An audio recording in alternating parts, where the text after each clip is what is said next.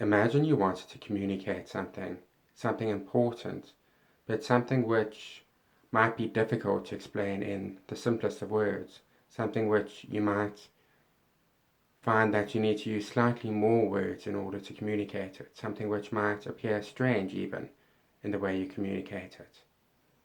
When Jesus Christ introduces the Holy Spirit, he says, "I will send another advocate to you, the Spirit of truth," and it continues on with that. Now, what's very important here is the word advocate. When it's translated into advocate in English, from the Greek, it's translated from the accusative singular masculine of a male person who is called to support, or a male person who is called to intercede on behalf of one. This is why in any useful English translation of the Bible, the Holy Spirit is referred to as He in all of these parts of the verse, because Jesus introduces the Holy Spirit with the masculine. Now, within Greek, like with other gendered languages like French and so forth, you don't have pronouns in the sense that you have pronouns in English. You have different sorts of pronouns. Now, the pronouns used for the Holy Spirit within this passage are not masculine, they're not feminine either, they're simply neutral. And yet, the neutrality, much like in translating French, has to inherit a masculine when translating it in a language like English, where pronouns are especially important in what they convey. I'll give you an example from French, for instance, where I might say, Jacques, il est blanc. Jacques, he is white. Or I might say, pain, il est blanc. Bread, it is white. To translate bread, he is white, or Jacques, it is white, makes no sense.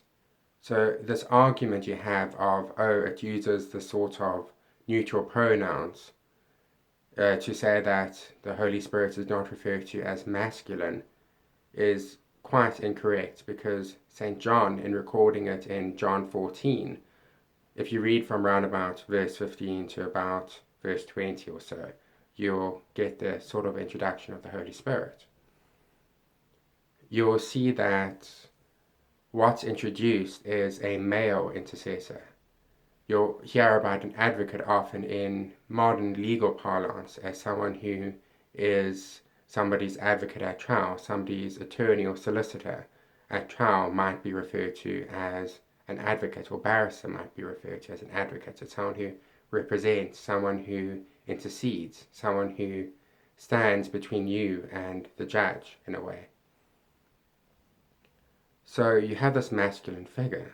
With Jesus, he refers to himself as the Son of Man, and he refers to himself with these masculine sorts of references. God the Father, he tells us to call our Father, and he refers to him as Abba, Father. He refers to him almost as Dad or Daddy in the way that he refers to God the Father within the New Testament. God is referred to as masculine within Christianity. Now, you might then turn to the Catechism of the Catholic Church and say, okay, well, it says here that God is not made in the image of man, man is made in the image of God. God is genderless, because male and female, he made them in God's image. Now, the problem with that is, if you want to go and baptize someone in the name of the parent, the child, and the Holy Spirit, you will in fact find that that's considered an invalid baptism within the Catholic Church, and possibly most older Christian churches which still adhere to some level of apostolic tradition. Because a valid baptism within the older forms of Christianity requires that someone be baptized in the name of the Father, the Son, and the Holy Spirit. Now, the thing about that is Father, not parent, Son, not child, and Holy Spirit, which we've established, is introduced by Jesus using the masculine, and that's the way that John specifically introduces him there within the Bible. So you have these three masculine figures, and you have God referred to as this masculine figure within the New Testament. And that's something which lasts throughout most of Christianity. However, within liberation theology, the introduction of Marxist thinking into Christianity, which takes the form of classical Marxism as well as critical race theory, whereby people are judged by their race, or feminism, where people are judged based on their sex. You have this introduction of these ideas that God may be female, or else that the Holy Spirit may or must be female. Now, in the Greek Orthodox tradition, you might have ideas of the soul being portrayed as female in a sense, and major Greek Orthodox thinkers such as Jonathan Pajot will introduce ideas about the soul maybe being referred to as female, and the church is referred to as female as compared to God, and creation is referred to as female as compared to God. But within the Catholic tradition, our souls are not separate from our body. They are our completion. They are the whole person within eternity, or eviternity to use a better term, because we have a start but we don't have an end. The soul includes the body. It doesn't exclude it. And to a Catholic, the soul of someone is created at conception, male or female. Now, whether you're male or female depends on your DNA, as well as how your body interacts with testosterone and estrogen in the womb, and whether or not it takes it in. And as I've explained in a previous video, within Las Salinas, about 1 in 90 boys only develop their male attributes at about puberty, which in a sense is when it's needed to be developed. And then you discover that they're actually a boy, not a girl. But you do discover they're actually a boy, not a girl. And to the Catholic Church, everyone at their core has a masculinity or a femininity. So I would be a man, I would be a male soul and body, and a woman would be a female soul and body within the Catholic tradition. So what exactly is God? Because we've heard from the Catechism of the Catholic Church that God is genderless, and yet if you try to refer to God in a genderless manner when baptizing someone, when bringing them into Christianity, you are not in fact bringing them into Christianity at all in the doctrine of these same types of churches and religions.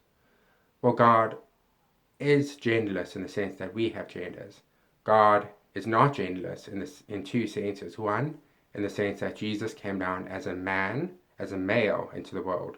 So God is, as Jesus is fully man, fully God. And yet, God as a whole is also masculine, but not in the sense that we are masculine or feminine, because we are all created in the image of God, and God does have feminine attributes such as being motherly and so forth. But God is masculine in the sense that a ship is feminine. Now, a ship is deemed feminine from Latin type-based languages for the simple reason that what is feminine is that which contains. And this is not just a concept from Latin-based languages, it's a greater concept than that. It's that which contains or receives is feminine, while that which creates the seeds of life or being is masculine. Now within pantheism, God is everything. God is what we inhabit. We inhabit God. God is everywhere and everything. But in Christianity and monotheism, God is not everything.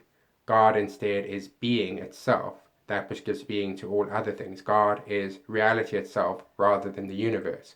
God is masculine. God is that which sows the seeds of creation, which sows the seeds of being, and which sows the seeds of faith and so forth within the Christian sort of concept. So God is masculine. Now, if God were feminine in that sense, we would be pantheists, not monotheists within Christianity. So it's incredibly important that God is masculine in that sort of base sense, that sort of sense which is below the sort of sense which we have a concept of. And that's something which is incredibly important, because if God is masculine in relation to creation, in relation to us, and in relation to the church, then God is a monotheistic God. But if he were feminine and we were the masculine figure, then God would be more of a pantheistic type of God. And that's the opposite of the type of God which Christianity has, because the God of Christianity is Yahweh, being himself.